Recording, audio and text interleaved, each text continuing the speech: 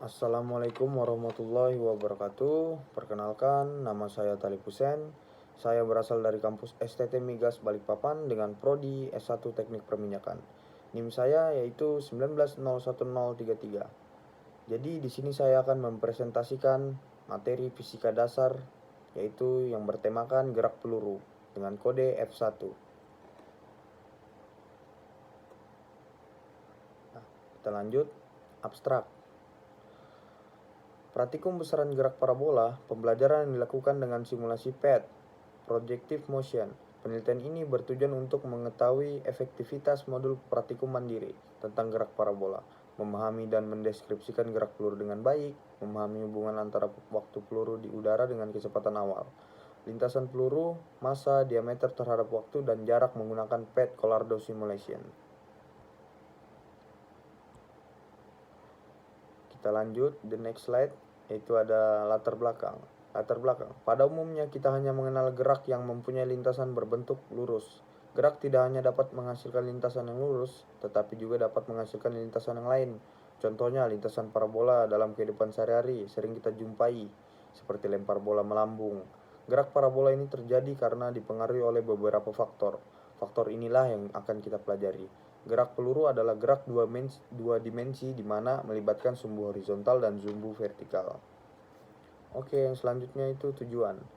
Yang pertama, memahami dan mendeskripsikan gerak peluru dengan baik. Yang kedua, memahami hubungan antara waktu peluru di udara dengan kecepatan awal.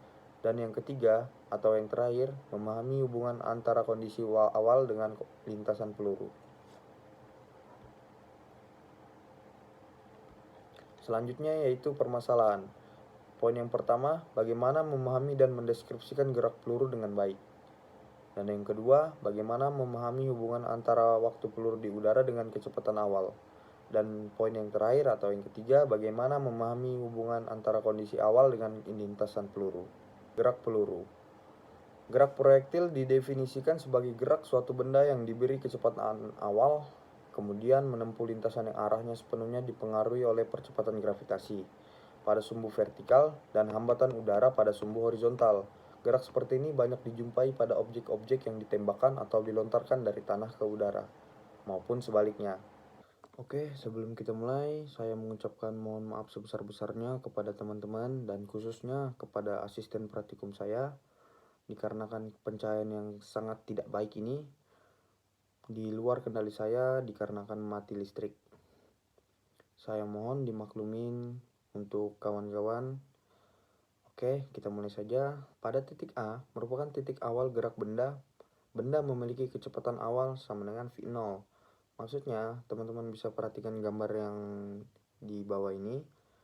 Pada titik A, sebelum dilontarkannya atau dilambungkannya, kecepatan awal dari benda tersebut adalah 0 atau V0.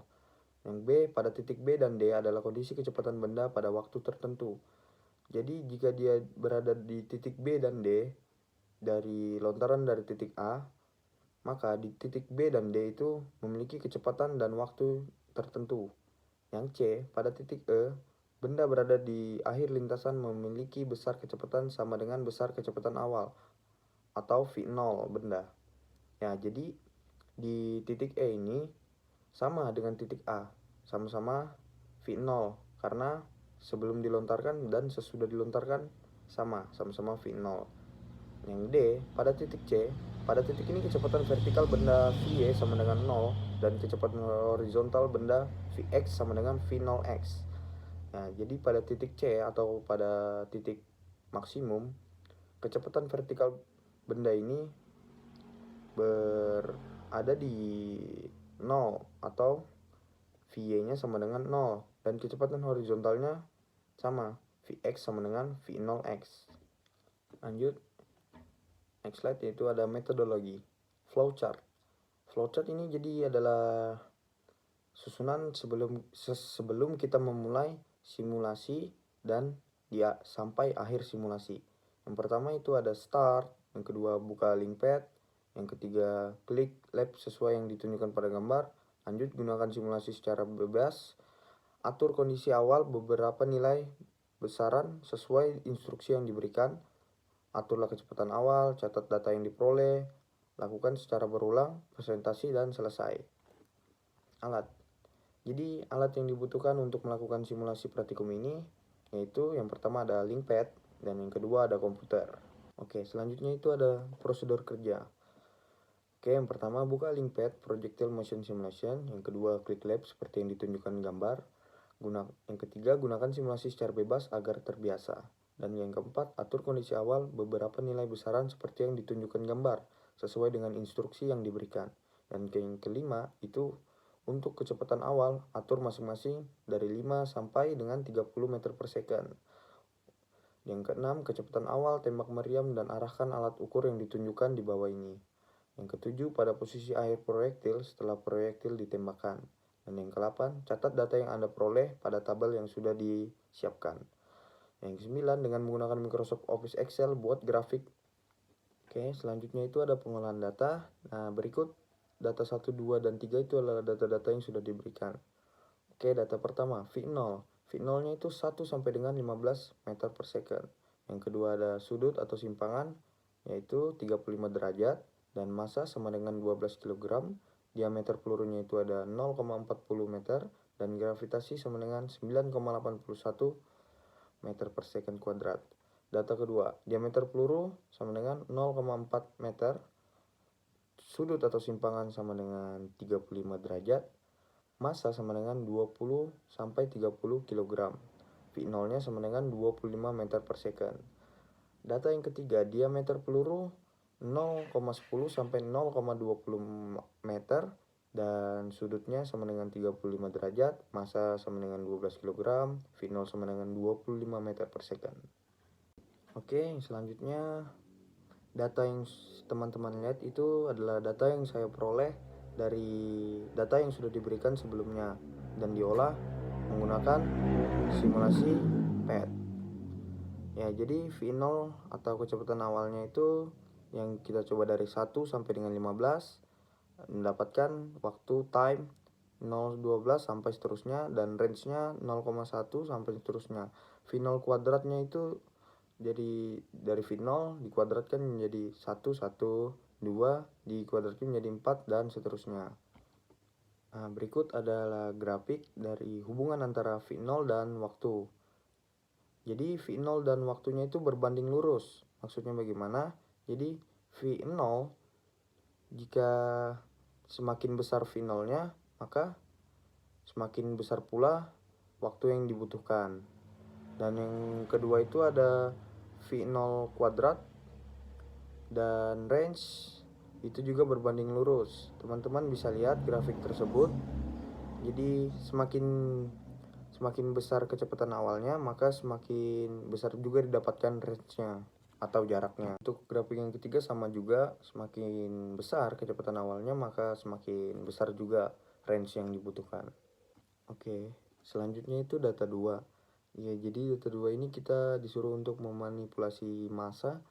Kita coba dari massa 20, 21, 22 dan seterusnya sampai 30, bahwa yang kita coba waktu dan range-nya yang kita dapatkan itu tetap sama. Kenapa? Dikarenakan teman-teman bisa lihat grafik yang disuruh menghubungkan hubungan antara M dan massa dan waktu, yaitu membuktikan bahwa massa tidak berpengaruh kepada waktu. Dan grafik yang kedua itu ada hubungan antara massa dan range, itu membuktikan juga bahwa massa yang diubah-ubah itu tidak mempengaruhi range-nya. Oke, data 3. Jadi selanjutnya data 3 ini kita disuruh untuk memanipulasi diameter. Jadi diameternya itu dicoba dari 0,10, 0,11, 0,12 sampai 0,20. Nah, dari 0,10 kita dapat waktunya 2,9 dan jaraknya atau range-nya 59,39. Nah, dicoba lagi di 0,11 dan waktu 2,9 dan jarak 59,39 itu tetap sama. Walaupun diameternya di 0,20, waktunya yang didapatkan tetap 2,9 dan jaraknya 59,39. Terus grafik, teman-teman bisa lihat grafik hubungan waktu dan diameter. dan range dan diameter itu tetap sama. Kenapa? Karena diameter yang dimanipulasi tidak mempengaruhi waktu dan jarak. Walaupun diameter 0,10 sampai dengan 0,20, angka yang didapatkan itu tetap sama. Oke. Selanjutnya kita akan memulai simulasi PET atau tutorial bagaimana sih cara menggunakan simulasi PET. Oke, langsung saja kita mulai. Yang pertama, kita klik lab. Oke, masuk di sini ada meriam dan orang. Selanjutnya yang pertama itu kita ubah pertama kecepatannya, kita jadikan 1, dan pelontarnya itu kita ubah penyimpangan sudutnya itu menjadi 35 derajat, dan masanya kita ubah menjadi 12 kg, dan diameternya kita ubah menjadi 0,40 meter, dan gravitinya kita ubah menjadi 9,81 meter per second sesuai dengan data yang sudah diberi. Terus jika sudah sesuai dengan data yang diberikan, masa, diameter, gravitinya sudah sesuai, kita tembakkan. Setelah kita tembakkan, kita ambil, terus kita ukur berapa waktu yang dapatkan, range-nya dan ketinggiannya. Terus dan seterusnya. Sebelum kita ganti lagi kecepatannya di 2, kan sesuai dengan data yang diberikan 1 sampai 15 meter per second kecepatan. Data 2, lempar tembakan lagi, dan seterusnya. Oke, setelah kita menggunakan simulasi PET, kita dapat memahami cara penggunaannya dan kita mendapatkan data-data yang dibutuhkan. Oke, selanjutnya ada regresi linear T, N, atau berapa kali kita menggunakan percobaan, itu ada 15 kali, 1 sampai 15 kali percobaan. Yaitu yang kedua itu ada V0 kita ubah menjadi X, dan T-nya kita ubah jadi Y, V0 kuadratnya kita ubah menjadi X kuadrat, dan V0 kali T kita ubah menjadi X kali Y. Jadi V0 atau X 1 kecepatan sampai 15 kecepatan yang sudah kita manipulasi, kita coba. Yang kedua Y-nya waktunya dapatnya berapa, dan V0 kuadratnya sama seperti sebelumnya, dikuadratkan dari kecepatan awal V0 atau X. Dan V0 dan semuanya kita totalkan menjadi hasilnya sebagai berikut. Teman-teman bisa lihat. Oke, selanjutnya. Jadi berikut adalah rumus-rumus yang sudah ditampilkan, teman-teman bisa lihat. M sama dengan A1 atau M sama dengan kemiringan, atau A1 itu sama dengan R gradien atau gradien. Jadi teman-teman bisa lihat T sama dengan 2 sin theta per G. Itu cara mencari T-nya. Jadi 2 sin per 2 sin 35 theta dibagi 9,81 sama dengan 0,11 sekian. Jadi karena ini gerak peluru, maka rumus errornya itu karena kita membahas gerak peluru, berarti rumus yang kita gunakan itu adalah rumus error, atau rumus yang dikasih itu rumus error.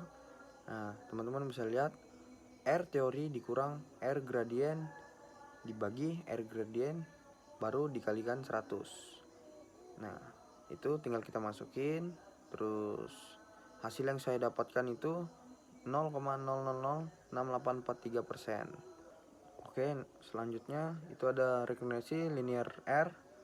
Ini teman-teman, ini sama seperti sebelumnya, cuma yang kali ini itu kita mencari R-nya, hubungan antara R-nya. Jadi berapa R-nya yang didapatkan, nah sama seperti sebelumnya, N-nya berapa kali percobaan, V0-nya berapa. Oke, berikut adalah rumusnya. Nah, sama juga seperti sebelumnya, seperti regresi linear T, yaitu kita menggunakan rumus M A1 sama juga, atau R gradien. Nah, sama seperti R teori dikurang R gradien dibagi R gradien terus dikalikan 100, dan hasilnya sebagai berikut. Pembahasan. Berdasarkan praktikum yang dilakukan tentang gerak peluru menggunakan PET simulator, yang mana dilakukan beberapa kali dengan 3 data yang berbeda. Percobaan pertama, kita mengubah kecepatan awal pada gerak peluru dari 1 sampai dengan 15 meter per second dengan sudut atau theta 35 derajat, diameter peluru 0,40 m, gravitasi 9,81 meter per second kuadrat, massa 12 kg. Setelah 15 kali percobaan dapat disimpulkan bahwa kecepatan awal berpengaruh terhadap waktu peluru. Semakin besar kecepatan awal, maka waktu yang diperlukan juga semakin lama. Percobaan kedua mengubah massa dari 20 sampai 30 kg dengan kecepatan awal, sudut, massa, diameter peluru sudah ditentukan. Kesimpulan yang didapatkan bahwa massa tidak berpengaruh apa-apa pada waktu peluru di udara. Jadi maksudnya percobaan kedua ini kita tadi mengubah massa dari 20 sampai 30 kg dengan kesimpulannya bahwa massa yang diubah tidak mempengaruhi waktu di udara. Percobaan ketiga mengubah diameter peluru dari 0,10 sampai 0,20. Hasil data yang didapatkan bahwa diameter peluru tidak berpengaruh terhadap waktu. Jadi diameter yang kita telah ubah atau kita manipulasi dari 0,10 sampai 0,20 itu membuktikan bahwa diameter peluru yang diubah tidak mempengaruhi waktu. Berujung di akhir praktikum, saya menyimpulkan bahwa dari percobaan yang sudah dilakukan dengan simulasi PET, kita dapat mengetahui bahwa kecepatan awal berpengaruh terhadap waktu.